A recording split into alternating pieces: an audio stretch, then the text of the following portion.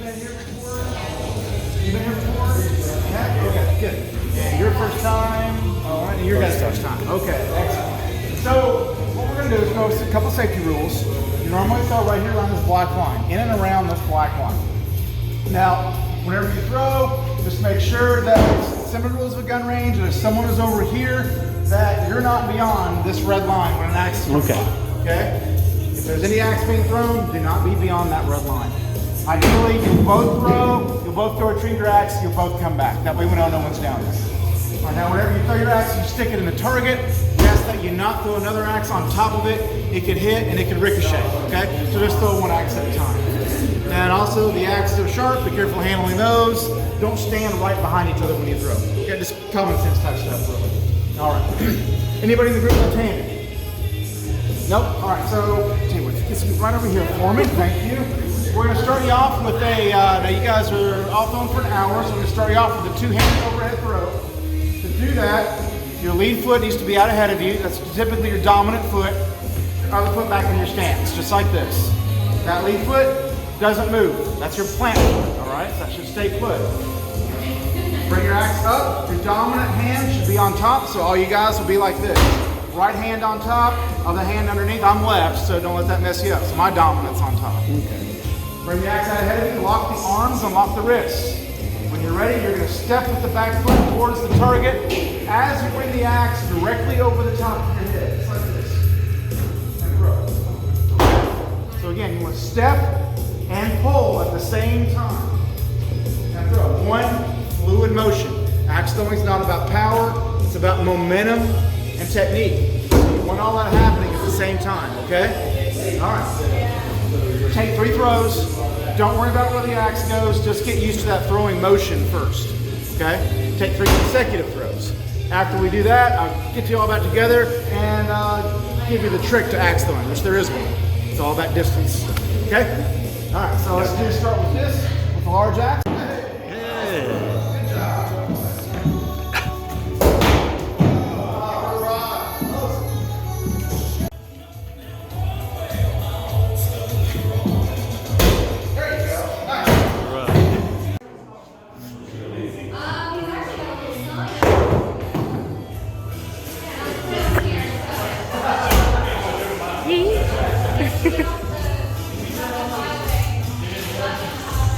Look at him.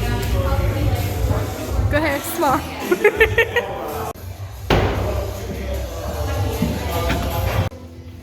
There is, like I mentioned, a trick to axe throwing, and that's distance. So whenever you throw, watch where you put your lead foot. All right, that's establishing your distance to the target. All right, you want one rotation of the axe. You want to land right here on the point. You want it sticking in the target like this. Now, let's see your toes on the line. You throw, but the axe comes in and it lands what we call flush, flat like this. All right. It didn't get to the target. It didn't have enough time to get to the target. It got there too early. So what you want to do is you want to move back about 6 inches. Throw again. If your throw is the same every time, you should see a difference in every time you move back. So if your toe was on the line here and it hit like this, you move back 6 inches. Now, when you throw, it'll be back here, right? Has more time to rotate, land on that point. So every time you move back, that axe should land more and more like this until you get to that point. Now, if you're too far away, the vice versa, it will over-rotate and it will hit on the head. Okay? So remember the rule. Flush, move back. On the head, move forward. Okay? Got it? All right, just in small increments, about like this. And remember your form. Lead foot, back foot, axe out here ahead of you. Lock the arms off the wrist. Bring that axe right over the top of your head. One smooth, fluid motion. That's what you want. Okay? All right, keep going. It's the same. Lead foot, back foot. Lock the wrist like all of our throws. You want to lock the wrist. You never want to snap the wrist or try to guide it with your wrist, okay? Keep that solid 90-degree angle with your arm and the axe, okay? As you step forward, you're bringing the axe head back here by your ear and your shoulder. Like that. Now, one thing that messes people up when they're throwing one-handed is they'll start down here, right? But as they come up to throw, they come out like this. And then they throw it across like they're throwing a football or baseball. It's muscle memory, right? There's very few things that you throw like this. So try to avoid that. Keep that elbow tucked in close to your body. Okay? You want a vertical plane for your arm and the axe. Karate chop. That's what you're after. Don't throw just your forearm. A lot of people will do this. They'll lay their forearm back on their upper arm and throw like that. Don't do that. Pivot on your shoulder. You want to do this. Okay? So I'm engaging my entire arm here, not just my forearm.